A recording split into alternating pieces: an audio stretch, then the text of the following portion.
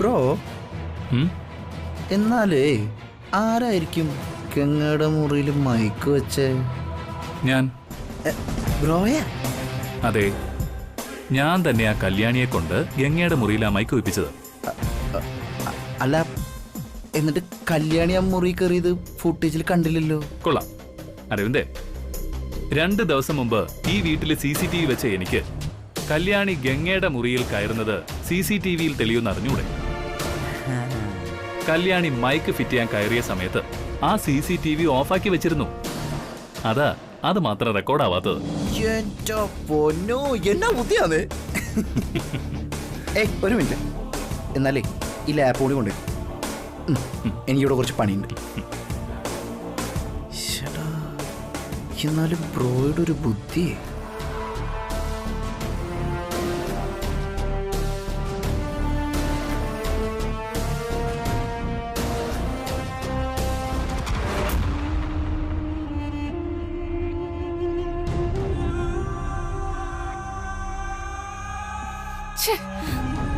ഇതൊരു കഷ്ടം. ഇത്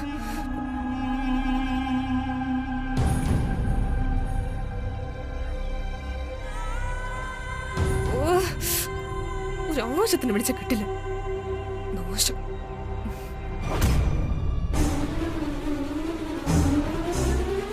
എന്നാലും ആ മൈക്ക് വെച്ചത് ആരായിരിക്കും? ഗംഗേ, ആ, നിന്റെ മുറിയിൽ മൈക്ക് വെച്ചതും അത് ഒളിഞ്ഞു കേട്ടതും ഒക്കെ തെറ്റ് തന്നെ. പക്ഷേ ആ വൃത്തികേട് ചെയ്തത് ഞാനോ ജയന്തിയോ അല്ല. വിശ്വസിക്കാൻ നിനക്ക്.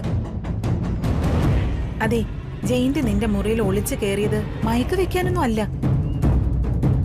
ബദാം കട്ട് തിന്നാനുള്ള കൊതി കൊണ്ടാ. അതാണ് സത്യം. അതെ, അത് തന്നെയാ സത്യം. അല്ലെങ്കിൽ തന്നെ ഗംഗ ഒന്ന് ആലോചിച്ച് നോക്ക്. ഗംഗയുടെ റൂമിൽ മയക്ക് വെച്ചിട്ട് ഗംഗയുടെ സംസാരം ചോർത്തിയിട്ട് എനിക്കോ ആന്റിക്കോ എന്തു നേട്ടവാ പറ. അപ്പൊ അങ്ങനെ ആരെങ്കിലും ചെയ്തിട്ടുണ്ടെങ്കിൽ അത് നീ ആരാണെന്നും എന്താണെന്നും കണ്ടുപിടിക്കാൻ നടക്കുന്ന ആരെങ്കിലും ആയിരിക്കും. അതെ, ഉറപ്പായും നിഗൂഢതകൾ തേടിയിറങ്ങി ആരോ ഒരാൾ അജ്ഞാതൻ.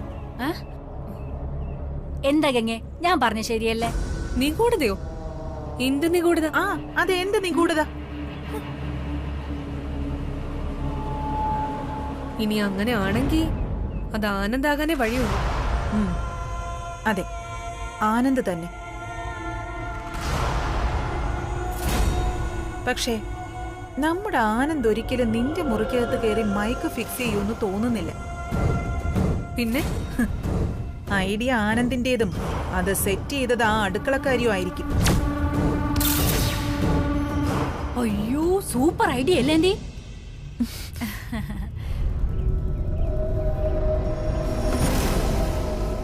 അതല്ല എന്റെ സംശയം.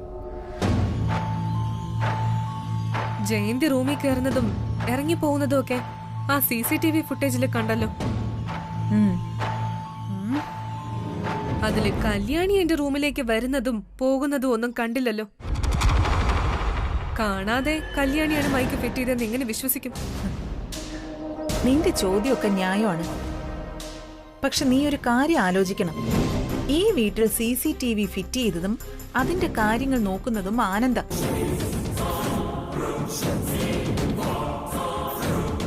അങ്ങനെയുള്ള ആനന്ദിനെ അറിയാൻ പറ്റുമല്ലോ കല്യാണി വരുന്നതും പോകുന്നതും ഒക്കെ CCTVയിൽ റെക്കോർഡാകുമെന്ന്. ഒന്നുകിൽ അവള് മൈക്കുമായി റൂമിൽ കയറുന്ന സമയത്ത് അവൻ ക്യാമറ ഓഫ് ചെയ്ത് വെച്ച് കാണും, അല്ലെങ്കിൽ അവൻ അത് മാത്രം ഡിലീറ്റ് ചെയ്ത് കാണും.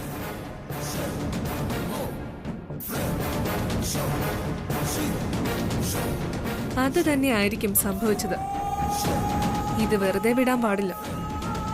എന്റെ മുറിയിൽ കയറി മൈക്ക് ഫിറ്റ് ചെയ്ത് അവളെ കൊല്ലണം എനിക്ക്. ഏയ്, അങ്ങനെ എടുത്തു ചാടി അബദ്ധം കാണിക്കാൻ നിൽക്കരുത്.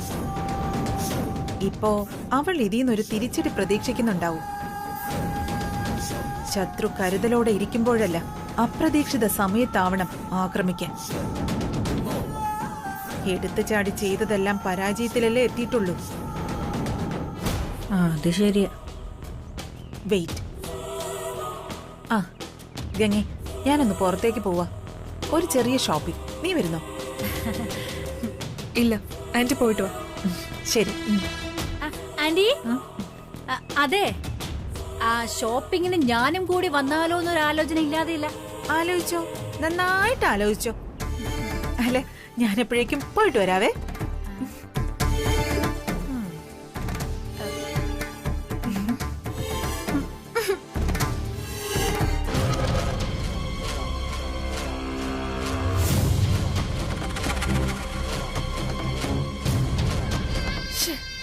എത്ര നേരം വിളിക്കുന്നു.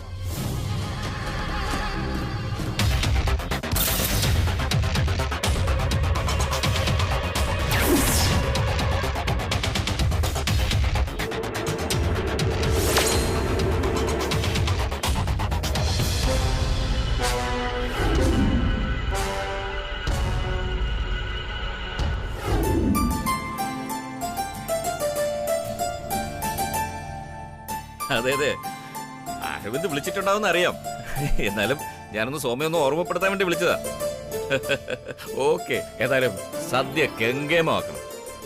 ആ അത് മതി, അതറിയാം. ആ എന്നാ പിന്നെ പായസത്തിന് അല്പം മധുരം കൂടിക്കോട്ടെ. ശരി സോമി, ഗുഡ് നൈറ്റ്. പാലക്കാട്ട് അമ്പുസ്വാമിയാ. തൃച്ചംബരത്തെ കല്യാണം ആയതുകൊണ്ടാ സദ്യ ചെയ്യാമെന്ന് ഏറ്റത്. ഇപ്പൊ സോമി ഒരിടത്തും പോകാറില്ല, ശിഷ്യന്മാരാ പാചകമൊക്കെ. ആ ഇനി ഞാൻ ഹോട്ടലുകാരെ വിളിച്ചൊന്ന് ഉറപ്പാക്കട്ടെ. ഓൾറെഡി സ്യൂട്ട് റൂമൊക്കെ ബുക്ക് ചെയ്തതാ. എന്നാലും നമുക്കൊരു ഉറപ്പ് വേണമല്ലോ. കൃഷ്ണേട്ടാ, അതൊക്കെ അരവിന്ദ് ചെയ്യുമല്ലോ.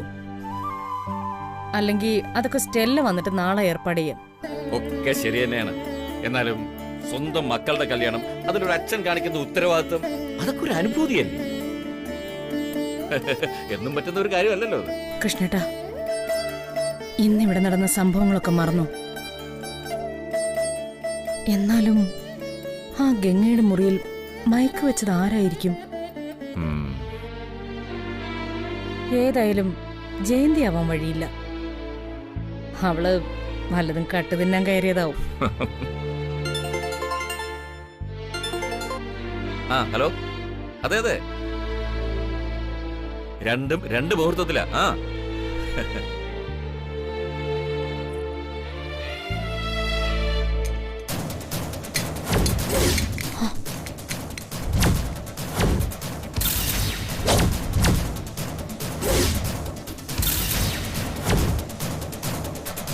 ഒരു മിനിറ്റ്, ഞാൻ പിന്നെ വിളിക്കാം.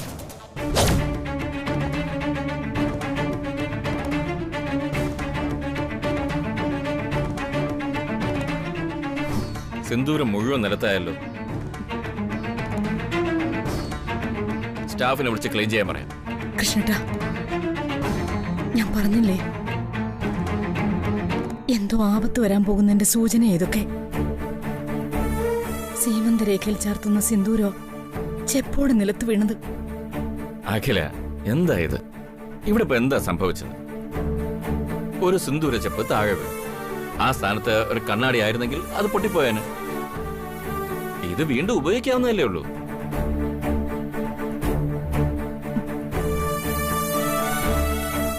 അല്ല കൃഷ്ണേട്ടാ, 2 ദിവസമായി കേൾക്കുന്നതും കാണുന്നതുമെല്ലാം ദുർനിമിത്തങ്ങളാ. തീർത്ഥാടനം കൊണ്ട് ഫലം കിട്ടിയില്ലല്ലോ കൃഷ്ണേട്ടാ. അഖിലേ, നിന്റെ മനസ്സാകെ കലങ്ങി മറിഞ്ഞു കിടക്കുകയാണ്.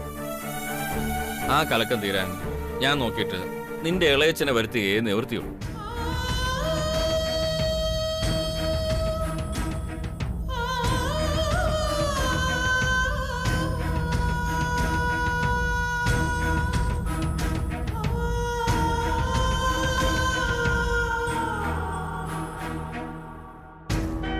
അതെ, ഇളയച്ചൻ വരണം.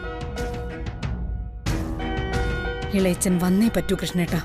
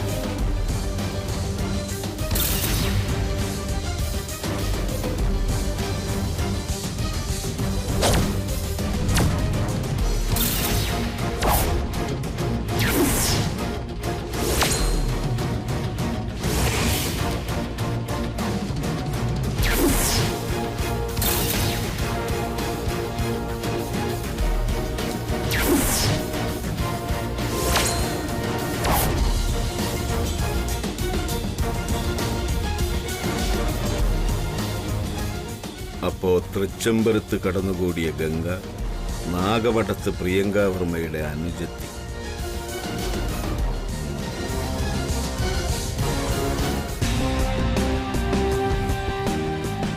ലക്ഷ്യം തൃച്ചംബരത്തിന്റെ സർവനാശം.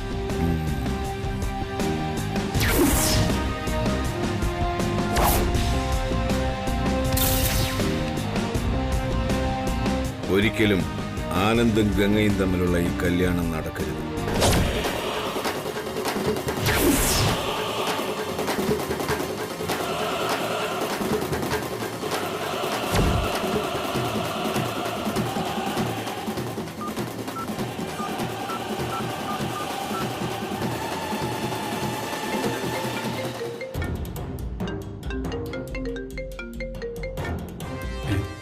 ഗിരീഷ് മേനോൻ സാറിന്റെ കോളാണല്ലോ. ഗംഗയെക്കുറിച്ച് എന്തെങ്കിലും വിവരം ലഭിച്ചു കാണുമോ? ഹലോ. ഹലോ ആനന്ദ്, ഇപ്പൊ എവിടെയുണ്ട്? ഓഫീസിലാണോ? ഇല്ല സർ, ഞാനിപ്പോ ഇവിടെ വീട്ടിലെ. നമുക്കൊന്ന് മീറ്റ് ചെയ്യണമല്ലോ, വെരി അർജന്റ്. Sure sir. ഗംഗയെക്കുറിച്ച് എന്തെങ്കിലും?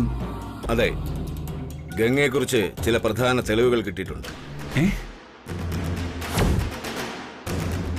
ആരാ അവള്? എന്താ അവളുടെ ഉദ്ദേശം? അത് ഫോണിലൂടെ വേണ്ട, നേരിട്ട് പറയാം. നമ്മൾ സാധാരണ മീറ്റ് ചെയ്യാറുള്ള ഒരു പാർക്കില്ലേ, അവിടേക്ക് വാ. ഗംഗ ആരാണെന്ന് തെളിയിക്കുന്ന എല്ലാ രേഖകളും അടങ്ങിയ ഒരു ഫയലുമായി ഞാനിപ്പോൾ അവിടെ എത്തും. ഞാൻ ഇറങ്ങുക. ശരി സർ, ഞാനും ഇറങ്ങുക. ശരി.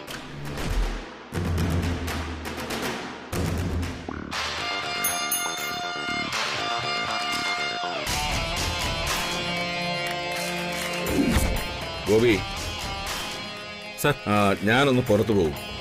ഇന്ന് ഇനി ആരുടെയും ഒരു അപ്പോയിന്റ്മെന്റും വേണം. ശരി സർ, ഞാൻ വരാൻ ലേറ്റ് ആവും. സർ. ശരി.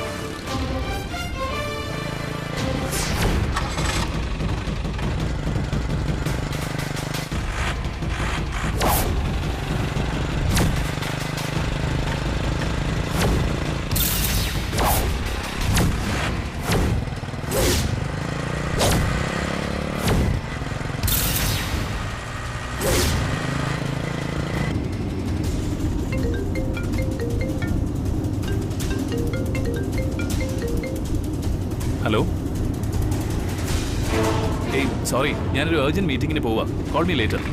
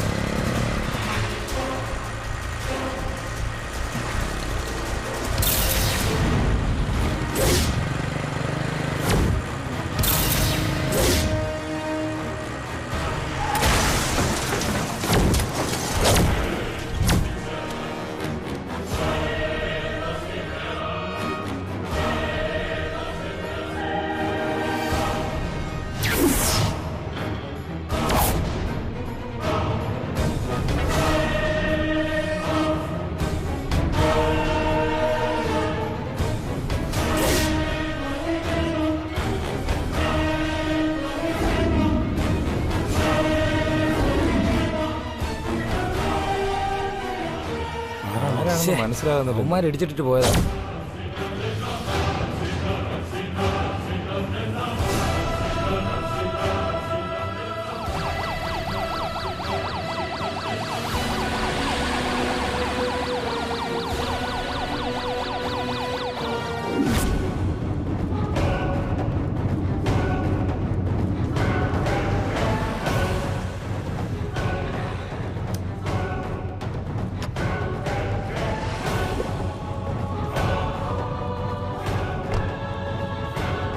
എന്താ എന്താ ഉണ്ടായത്?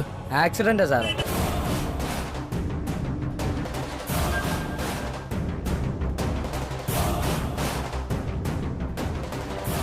സാറിന് അറിയാവുന്ന ആളാ? അതെ, എന്റെ ഫ്രണ്ടാ. ഏത് ഹോസ്പിറ്റലിലേക്ക് കൊണ്ടുപോയത്? സിറ്റി ഹോസ്പിറ്റലിലേക്കാ സാറേ. ഇടിച്ച വണ്ടി നിർത്താതെ പോയി. വലിയ രക്ഷയൊന്നുമില്ല സാറേ. തലയ്ക്കാണ് അടികിട്ടിയത്. രക്ഷപ്പെടാൻ ഒരു സാധ്യതയില്ല.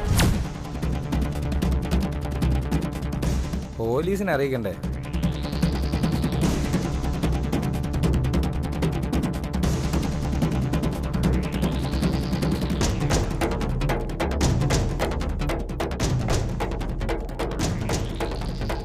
സുബ്രു, നീ പെട്ടെന്ന് സിറ്റി ഹോസ്പിറ്റലിലേക്ക് വാ. ശരി.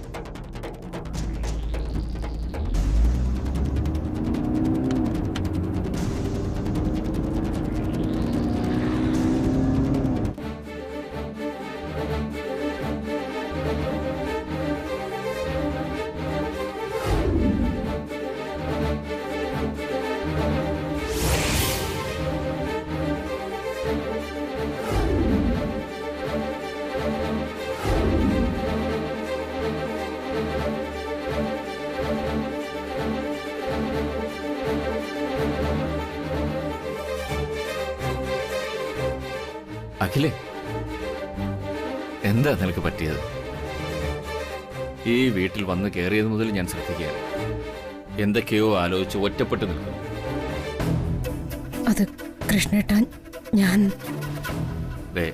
എനിക്ക് വലുത് ഈ കല്യാണമോ മറ്റൊന്നുമല്ല. നീയാ, നിന്റെ സന്തോഷമാണ്. നിന്റെ പ്രസൻസ് വേണം ഇവിടെ.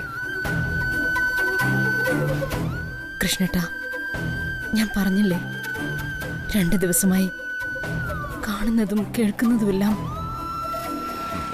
ഇളയച്ചൻ വന്ന ഇതിനൊരു പരിഹാരമാകുമെന്ന് കരുതി. ഏതൊക്കെ നമ്പറിൽ കോണ്ടാക്ട് ചെയ്യാൻ ശ്രമിച്ചെന്നറിയോ? ഒരു നമ്പറിലും കിട്ടുന്നില്ല. ആളിനി ഏത് കൈലാസത്തിലാണെന്ന് സാക്ഷാൽ ഭഗവാനെ അറിയും. ക്ഷേത്രമായ ക്ഷേത്രങ്ങളിലെല്ലാം വഴിപാടും പൂജയും നടത്തി. ഇളയച്ചൻ പറഞ്ഞ എല്ലാ കർമ്മങ്ങളും ചെയ്തു. തൃച്ചംബരത്ത് ശ്രീചക്രം സ്ഥാപിക്കുന്നതിന്റെ ഭാഗമായി വീടും മാറി. എന്നിട്ടും മനസ്സിലെ ആശങ്കകൾ ഒഴിയുന്നില്ലല്ലോ കൃഷ്ണേട്ട. അഖില, കഷായം കഴിച്ചാൽ ഉടനെ വാതരോഗം മാറണമെന്ന് വാശി പിടിച്ചാലേ വാശി തോറ്റുപോകത്തേ ഉള്ളൂ. കർമ്മം ചെയ്താൽ ഉടനെ കർമ്മഫലം കിട്ടില്ല. അതോർത്ത് വ്യാകുലപ്പെടുന്നത് നല്ലതല്ല. ശുഭപ്രതീക്ഷയോടെ മുന്നോട്ട് പോവുക. അഖില, നീ ഇവിടെ ഇങ്ങനെ ഒറ്റയ്ക്ക് വന്ന് നിൽക്കാതെ എല്ലാ കാര്യങ്ങളും ഒന്ന് ഇടപെട്. വാ, കമോൺ.